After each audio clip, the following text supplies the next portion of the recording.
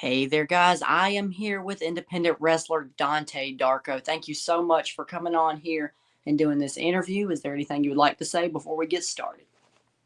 First and foremost, thank you, Brandon, for having me here. I appreciate you providing the platform for me to come on. I appreciate you taking the time to, just have independent wrestlers featured on your channel and the highlight that you bring on them. It's really cool to see. Yeah, of course, of course. All right. The first question I got for you is how did you get into wrestling? Um, I got into wrestling the same way a lot of people tend to get into wrestling. You hear a lot of the stories in a tenure, and you start to realize that everyone kind of found it the same way. But I got into wrestling when I was a kid, around 3 4 years old, five maybe, that earliest memory of. But yeah, about 5 years I got into the ruthless aggression era of SmackDown. I remember my first match that I can really draw back to and remember was Rey Mysterio versus Chavo, Rey Mysterio's debut on SmackDown in the red gear. And after that, it was history, man. It was falling deeper and deeper and deeper into it. Come my teen years, I found the Indies and Ring of Honor, and then into my adult years now, I'm a wrestler. So I've been really attached my whole life. Great. Yeah. So you have a little bit of inspiration, I guess, from Chavo and those kind of guys. Oh yeah, a lot of inspiration. A lot from, I mean, Chavo is an amazing talent, Ray's an amazing talent. One of the guys that I really look at when, on an emotional level that I can really connect to, and even on a physical level where I'm studying their matches, is Eddie Guerrero. I am studying Eddie Guerrero 95% of the time. If I have a match coming up, I'm looking into at least three Eddie matches to see if I can pull something out of it, to see something that, maybe he executed a lot differently than everybody else that maybe I can like pull from or just gain inspiration for an idea of my own. But yeah, most of the time I'm watching those guys, a lot of junior heavyweights. I'm a smaller guy, so I'm over here studying guys in my, my size, my range. Yeah, I could see through watching your work that you have a lot of inspiration from Eddie. Eddie, Ray, all those guys. Oh, yeah.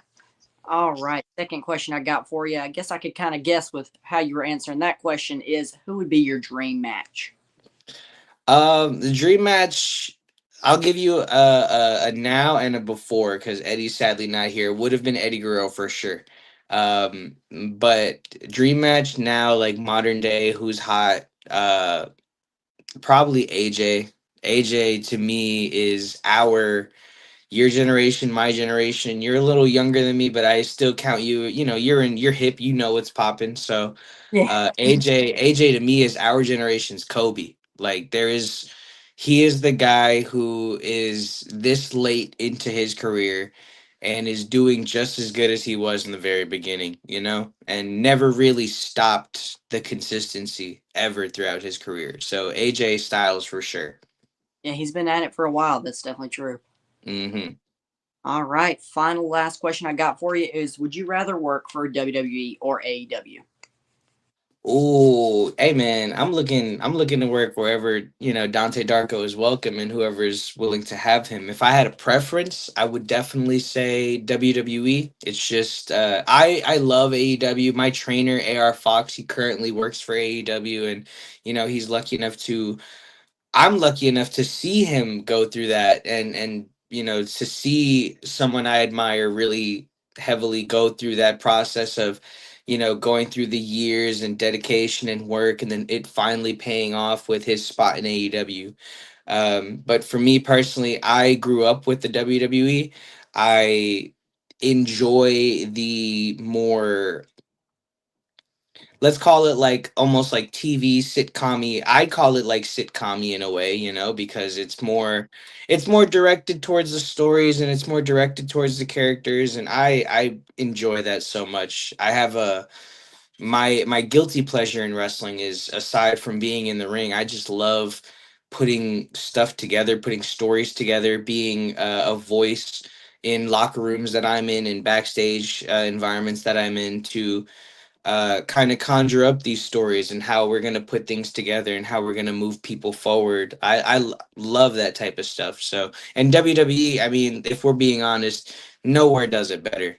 You know, Yep. that's the biggest stage for a reason. So, So true. Yeah, that's yeah. as from a fan's perspective, I'm the same way with the stories. Yeah, you could put on a great match, but what I personally draw to is going to be how well the story is put together. So I definitely agree with that. Right. And I think, you know, AEW does fantastic work with their wrestling and their wrestlers and the product that they put out as well. I'm still very my whole thing is if you can find where you're entertained in a show, that's where you can kind of gravitate towards and know what the good and what the bad is. Like there's plenty of bad that I can say AEW does, but if we're going to look at what, you know, as a whole, there's a lot of bad that they could do, but we can't deny that they're putting on amazing matchups throughout the entire time they've been around. They're still a relatively younger company, and Yeah. for the time they've been around, they put on some of the greatest matches that I've ever seen. Be it gets a little old, but you can't really like you can't fault that. That's an accolade on their own right to have the ability to have that locker room to put on those matches, you know? And on the WWE side, they just tell really great stories and I'm more gravitating towards that side. Oh yeah, definitely understand that. Thank you so much for taking Mhm. time out of your day to get on here. And before we get out of here, do you have any upcoming shows, social medias? Where can the fans find you? Yeah, I am going to be in Atlanta, Georgia, February 23rd for RIPW. My partner Neji Ichiban and I have a RIPW Tag Team Championship match. Those titles have been eluding us for pretty much an entire year, and it's getting really old now. So we're trying to get those titles and bring them back to our camp. And then you can find me on the Darko Pro everywhere on any socials. Hit me up. I'm really cool to talk to. I promise I'm not going to scare you off or anything. You can be a fan to me. You can be a professional to me. It doesn't matter. I will entertain, you know? Oh yeah.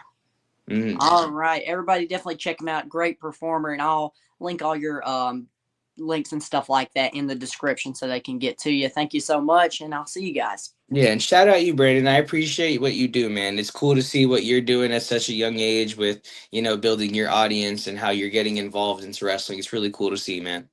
Thank you. Appreciate it. Of course, brother. Have a good one, man. Same to you.